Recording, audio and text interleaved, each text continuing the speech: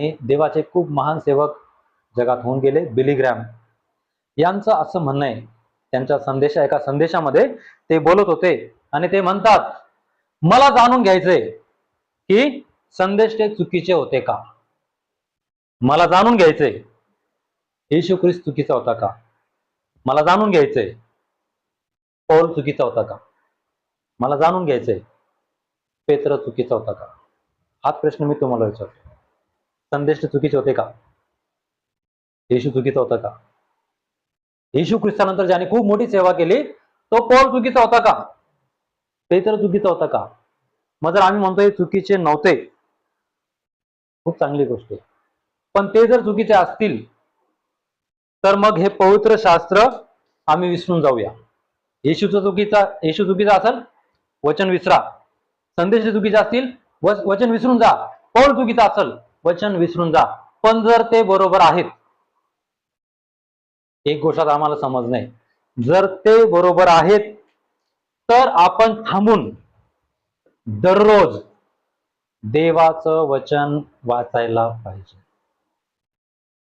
जर ते बरोबर आहेत, एक लक्षात ठेवा, काय आम्ही रोज वचन वाचतो का.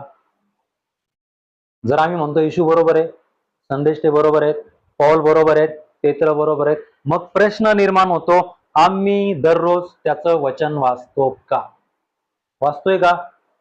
मग याचा अर्थ येशू खोटा आहे, याचा अर्थ संदेश खोटे आहे. जर आम्हाला वचन वाचायला वेळ नाहीये, आम्ही काय दाखवतो माहितीये स्वतःला, ते सगळं खोटं आहे. हे ख्रिस्ती समाज दाखवते स्वतःला. पुन्हा मी त्या उदाहरणाकडे येतो. यहुदी लोक कट्टर नियमशास्त्र पाळतात. मुस्लिम लोक लेकर 9-10 वर्षाचं होईपर्यंत त्यांचं कुराण पठण करून घेतात. ख्रिस्ती लोक आम्ही कुठं आहोत. मग वाईट वाटतं. मग वागणुकीतून काय दिसतं माहितीये का, संदेशला खोटा आहे, येशू पण खोटा आहे. मग आम्ही विसरूनच जायला पाहिजे हे सगळं खोटं आहे तर. पण हे जर सगळे खरे आहेत, येशू ख्रिस्त खरा आहे, तो तारायला आला, जगात पुरावा आहे, तर प्रियजनो, ख्रिस्ती या नात्याने प्रत्येक ख्रिस्ती व्यक्तीने थांबून दररोजच्या जीवनामध्ये त्याचं वचन वाचायला पाहिजे. का आम्ही देवाचं वचन वाचावं माहितीये.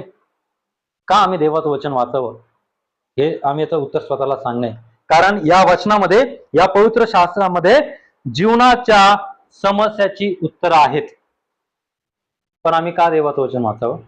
कारण या वचनामध्ये देवाची माझ्यासाठी असलेली इच्छा, योजना, देव माझ्यावर करत असलेलं प्रेम मला बघणं गरजेचं आहे.